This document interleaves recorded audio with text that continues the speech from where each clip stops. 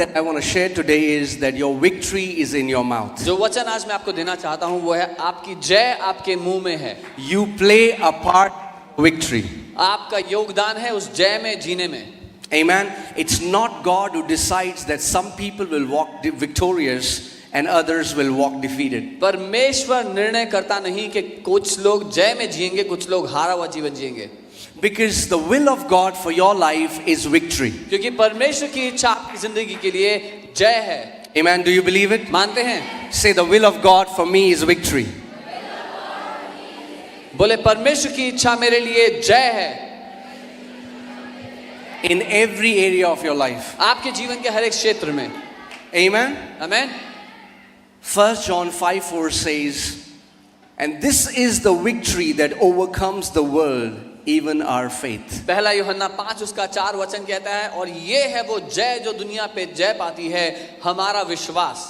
God doesn't want to take us from one struggle to another struggle. He wants to take us from one victory to another victory. परमेश्वर हमें एक संघर्ष से दूसरे संघर्ष में ले जाना नहीं चाहता. वो चाहता है एक जय से दूसरी जय में जिएं. Amen. Amen. And as Jesus, so shall it be your story, that you may grow in wisdom, in stature, in favor with God and in favor with man. Amen. और जो कहानी यीशु की रही वही आपकी भी हो कि आप डील डॉल में, बुद्धि में, तरफदारी में परमेश्वर के सामने और मनुष्य के सामने उसमें बढ़ते चले जाएं. Amen. Amen. Wow. Praise God. प्रभु की स्तुति हो. Are your ears open? आपके कान खुले हैं? You know, the greatest thing that you would ever need in your walk with Christ, मसीह के साथ जो जीवन है उसमें सबसे बड़ी आपकी जो आवश्यकता है, it's not another sign. एक और चिन्ह नहीं. So many Christians are asking for a sign from God. बहुत से मसीह लोग परमेश्वर से एक चिन्ह मांग रहे हैं. God, give me a sign. प्रभु एक चिन्ह दे दो. No. नहीं.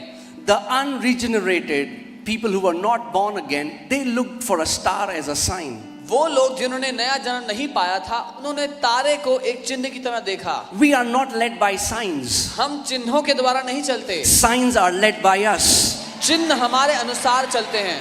And these signs shall follow them, those who believe. और वो जो विश्वास करते हैं उनके ये चिन्ह होंगे. So we don't seek for signs. हम चिन्हों को नहीं तलाश The रहे. signs seek for every true believer.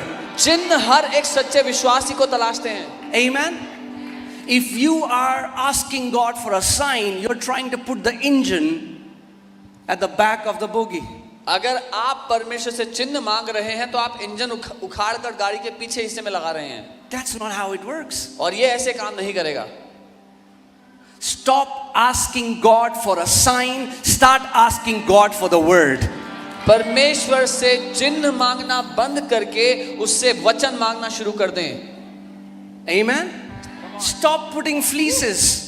उससे शर्तें बांधना बंद कर दें. Oh God, if she comes wearing green dress, then I'll know she's my wife. ओ प्रभु, अगर वो हरी ड्रेस पहन कर आई तो मैं जान लूंगा कि वही मेरी पत्नी होगी. Oh God, if that is your will, then open the door. If that is not your will, then shut the door. प्रभु, अगर आपकी इच्छा है तो वो दरवाजा खुल जाए, आपकी इच्छा नहीं तो दरवाजा बंद हो जाए. The Bible says, Paul says, do not be unwise, know what the will of God is. Bible कहती है बुद्धिहीन ना बनो, लेकिन परमेश्वर की इच्छा क्या है वो जान लो. But pastor, what's the will of God? पर पास्टर क्या है प्रभु की इच्छा? The word of God is the will of God. परमेश्वर का वचन परमेश्वर की इच्छा है. You want to know the will of God? क्या आप परमेश्वर की इच्छा जानना चाहते हैं? Then you will know His will in His word. तो आपको उसकी इच्छा उसके वचन में मिलेगी. Amen. Amen. So we are not asking for a sign. हम चिन्ह नहीं मांग रहे. We are not led by signs. चिन्हों के द्वारा चलते नहीं हैं. Amen. You don't need another sign. एक और चिन्ह नहीं चाहिए आपको. You don't need another miracle. एक और चमत्कार की आवश्यकता नहीं है आपकी. You don't need another experience. You don't need to feel hot and cold and goosebumps and Jesus bumps and whatever. एक और अनुभव की आवश्यकता नहीं है आपको. ठंडा गरम रोंगटे खड़े होने की आवश्यकता नहीं है आपके. If they follow you, they follow you. You don't follow them. अगर वो चिन्ह आते हैं पीछे तो आते हैं, आपको उनके पीछे जाने की जरूरत नहीं है. What I'm saying is the greatest thing that you need in this walk is maturity. मैं ये कह रहा हूँ इस जीवन में, मसीह जीवन में सबसे बड़ी आपकी आवश्यकता है परिपक्वता या सयाना होना मसीह में. Say maturity. बोले परिपक्वता. That's what many Christians don't want. ये है जो बहुत से मसीह नहीं चाहते. Because maturity requires your participation. क्योंकि परिपक्वता में आपका योगदान होता है। Everybody is looking for a shortcut. हर किसी को छोटा रास्ता चाहिए। Give me the formula. मुझे वो फॉर्मूला टोटका दे Give दो। me the magic portion. वो जादुई तरीका दे दो। Give me the magic pill. मुझे वो जादुई गोली दे दो।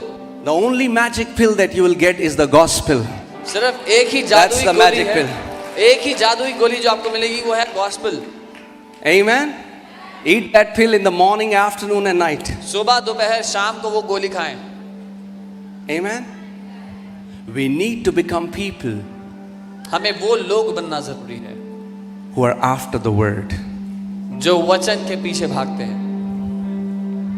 Like that centurion. उस सूबेदार की तरह We need to tell God, speak a word only, Lord. हमें परमेश्वर से ये कहना है, प्रभु एक वचन दे दो काफी है। When you are reading the Bible, जब आप बाइबल पढ़ रहे हो, we are not reading the Bible because we have to fulfill our devotion for 30 minutes. हम इसलिए बाइबल नहीं पढ़ रहे कि आज 30 मिनट डिवोशन करना था। When you are reading the word, जब आप वचन पढ़ो, you are saying, Lord, आप कह रहे हो प्रभु speak a word only. मुझसे एक वचन बोल दो, Speak to me. मुझसे वचन बोल I am दो। after your Rema word. मैं आपके रेमा वचन के पीछे हूँ। Amen. There are many believers who are limited only till the text of the Bible. बहुत से विश्वासी हैं जो लिखित वचन के लिखित अक्षरों तक ही सीमित हैं, But we need to go deeper. लेकिन हमें उससे गहरा उतरना है। Amen. Amen. Because when you go deeper than the text, you encounter the spirit behind the text. क्योंकि जब आप उस लिखित वचन में गहरा उतरते हैं तो उस वचन के पीछे जो आत्मा है उसका साक्षात्कार करते हैं। And the day you encounter that spirit, और जिस दिन उस आत्मा का साक्षात्कार होता है, everything changes in your life. आपके जीवन का सब कुछ बदल जाता है। You start to see things from God's perspective. आप परमेश्वर की नजर से चीजों को देखने लगते हैं। You start to speak as He speaks. वैसे बोलते हैं जैसा वो बोलता है। Amen. So, before I go into the word, and this is what I was sharing in Goa, and I want to share this. Can I speak the truth in this place? क्या मैं यहाँ पर सच बोल सकता हूँ? I want to talk about this imbalance right now in the body of Christ that is between the worship and the word. मैं इस समय बात करना चाहता हूँ वो इम्बैलेंस जो गलत संतुलन है मसीह की कलीसिया में आराधना और वचन को लेकर। Wherever we are going in India, we are seeing this imbalance, जहाँ कहीं हम जाते हैं भारत देश में ये गड़बड़ी दिखती है संतुलन में, especially among young people. खासकर जवान लोगों में, Where they can worship for 8 hours, 8 घंटे आराधना कर सकते हैं वो, but they are living in a wordless Christianity. लेकिन वचनहीन मसीहत जीते हैं। And please don't misunderstand me. और मुझे गलत मत समझना। There's a feedback coming. Please don't misunderstand me. I was a worship leader in my church. मुझे गलत ना समझे, अपनी कलीसिया में मैं एक आराधक था। And I have a huge respect for worship leaders. और बड़ी इज्जत है मेरे मन में आराधकों के। I am a worshipper. मैं अपने घर में एक आराधक हूँ। Amen. Amen. But yesterday as I was just meditating the word, the Lord just spoke to me and He said, the word makes you sensitive to my presence. The word matures you. और जब मैं कल प्रभु के साथ था तो प्रभु ने कहा कि आराधना तुमको संवेदनशील बनाती है मेरी उपस्थिति के लिए, लेकिन वचन तुम्हें परिपक्व बनाता है। Amen. Amen. Worship is something that you offer to God. आराधना वो है जो आप परमेश्वर को देते हैं। Worship is your response to God. आराधना आपका जवाब है परमेश्वर के प्रति। Word is God's response to you. और वचन परमेश्वर का जवाब है आपके लिए। If you only worship and don't receive the word, you can be a worshipper but you live a defeated life. अगर आप केवल आराधना करते हैं पर वचन ग्रहण नहीं करते तो आप आराधना करते हो सकते हैं लेकिन हारा हुआ जीवन जिएंगे।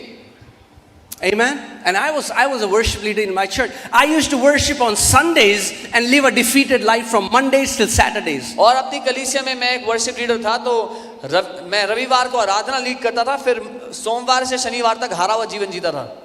Why? क्यों? Hear this carefully. Are you ready? ध्यान से सुनना, तैयार है? Because I only knew God through songs. क्योंकि मैं परमेश्वर को केवल आराधना के गानों से ही जानता था। There are many Christians who know God through a song. बहुत से मसीह हैं जो परमेश्वर को सिर्फ आराधना के गानों से ही जानते But the हैं। Bible doesn't say in the beginning was a song, in the beginning was the word. लेकिन बाइबल ये नहीं कहती कि आदि में एक गाना था, बाइबल कहती है आदि में वचन था। Amen? And again, I am not saying worship is not important. Please hear me carefully. I am saying worship has its own place and word has its own place, and you can't substitute one for the another. और मैं ये नहीं कह रहा कि आराधना की आवश्यकता नहीं, आराधना बहुत महत्वपूर्ण है, उसका अपना स्थान है, लेकिन मैं ये कह रहा हूँ आराधना और वचन दोनों में से किसी को भी उसकी जगह पर नहीं रख सकते। Amen? You cannot defeat enemy by singing songs to him. आप दुश्मन को आराधना के गाने सुनाकर नहीं हरा सकते। The only way we can defeat devil is the way Jesus defeated devil. एकमात्र रास्ता शैतान को हराने का है जैसे यीशु ने हराया। Worship was never designed to combat devil.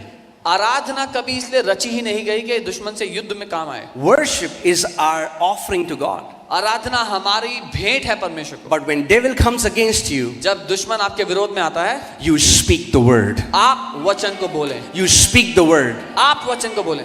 Because the Bible says in Ephesians 6 that the word of God is the sword of the Spirit. इफिसियों 6 में वचन कहता है परमेश्वर का वचन उसकी आत्मा की तलवार है। Amen? Amen. See, we have to understand Revelation 1:5 says that Jesus has made us kings and priests. प्रकाशित वाक्य 1 उसका 5 वचन कहता है यीशु ने हमें राजा और याजक बनाया है। And majority of people only overemphasize on their priestly ministry, and that's very important. और बहुत सारे मसीही लोग अपनी जो याजक की सेवकाई है उस पे सारा ध्यान देते हैं और वो महत्वपूर्ण है। Right? But he didn't just make us priests. पर परमेश्वर ने केवल याजक नहीं बनाया हमें। Whenever you are giving, you are worshiping, you're singing a song to him, you're adoring him, that's your priestly ministry. जब कभी आप आराधना करते हैं, परमेश्वर को सराहते हैं, ये आपका याजक की सेवकाई जो आप परमेश्वर के प्रति करते हैं। But then you turn around as a king. लेकिन फिर जब आप घूमते हैं उस उपस्थिति में से And एक you take राजा की dominion तरह, over cancers, over tumors, over poverty, over everything that has bound you. और आप अधिकार लेते हैं कैंसर्स के ऊपर, ट्यूमर्स के ऊपर, हर परिस्थिति के ऊपर जो आप पर शासन करने का प्रयास करती है। Say, I am a priest बोले मैं याजक हूँ and I am a king. और मैं राजा हूँ। Priest offer to God, kings walk in dominion.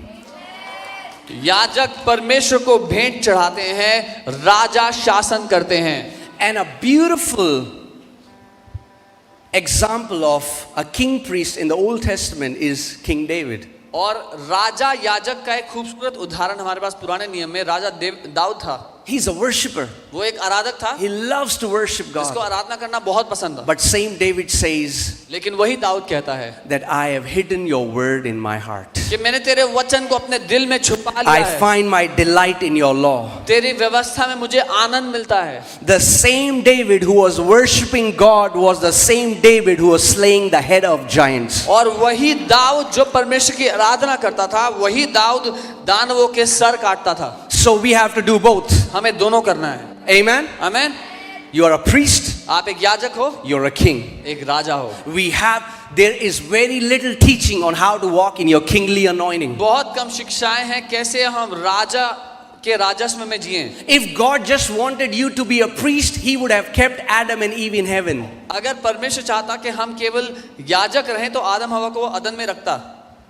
But God kept them on the Garden of Eden. लेकिन परमेश्वर ने उनको अदन की वाटिका में रखा। And what was the mandate? और क्या निर्देश था? Be fruitful, फलवंत हो, multiply, बढ़ जाओ। subdue, walk in dominion.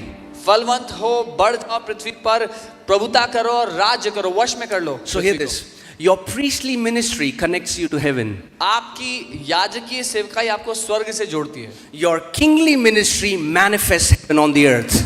और आपकी राजकीय सेवकाई उस रिश्ते को पृथ्वी पर प्रकट करती है। And we need both. और हमें दोनों चाहिए। Amen? Amen. So we need to bring a balance. इसीलिए हमें सही संतुलन And लाना I pray that a generation will rise up that loves the word of God as much as they love worship. और मैं ये प्रार्थना करता हूँ कि एक ऐसी पीढ़ी खड़ी हो जो वचन से उतना ही प्यार करती हो जितना आराधना से। Amen? Amen. Because it's the word that will transform our क्योंकि life. वचन है जो हमारी जिंदगी बदलता है। Amen?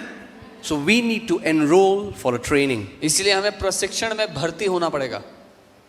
So many times, so many people come to us after the service. कई बार बहुत से लोग आते हैं सभा के बाद, Pastor, pastor ji can you pray?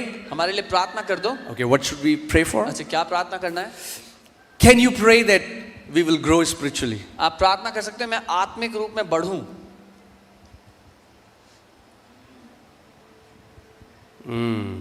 अच्छा, You won't grow spiritually if we lay our hands on your head. अगर हम अपने हाथ आप पे रखेंगे तो आप आत्मिक रूप से नहीं बढ़ेंगे। Growth cannot be imparted. बढ़ोतरी हाथ रखकर नहीं दी जा सकती। Growth is a process. बढ़ोतरी एक प्रक्रिया है। Would you ever take your child to a pastor and say, Pastor, he's 8 years old, can you pray that he becomes 12 years old today? आप ये नहीं करेंगे, पास्टर के पास जाएंगे, बोलेंगे मेरा बच्चा 8 साल का है, प्रार्थना कर दो अभी कि अभी 12 साल का हो जाए। No, if you are healthy, अगर आप स्वस्थ हो growth is automatic. तो बढ़ोतरी अपने आप होगी। Amen? Amen. If you are taking the right nutrients, if अगर you're eating सही- the right food, you are going to grow. सही पोषण लेते हैं, सही खाना खाते हैं तो बढ़ेंगे ही। Amen? Amen. So we need to become a generation that honors the word. तो हमें वो पीढ़ी बनना है जो वचन का आदर करती हो। And I don't know what struggles you're going through right now, what's your problem, और आपके क्या संघर्ष है मैं नहीं जानता, but I know one thing, लेकिन मैं एक बात जानता that हूँ your answer is in the word of कि God. आपका उत्तर परमेश्वर के वचन में ही है। Your answer is in the word of God. आपका उत्तर परमेश्वर के वचन में ही है। There are so many young people who are trying to seek God outside of his word. बहुत से जवान लोग परमेश्वर को उसके वचन से बाहर तलाश रहे हैं। God is not a goosebump. परमेश्वर रोंगटे खड़े होना नहीं है। God is not feeling hot and cold. परमेश्वर ठंडा गरम की भावना नहीं है। Amen? Amen. You can feel those things. वो चीजें महसूस हो सकती हैं, But God is not a feeling, he's a person. लेकिन परमेश्वर एक भावना नहीं, वो एक व्यक्ति है। And the way you know him is through his word. और उस व्यक्ति को जानने का तरीका उसका वचन है। Amen? आमेन।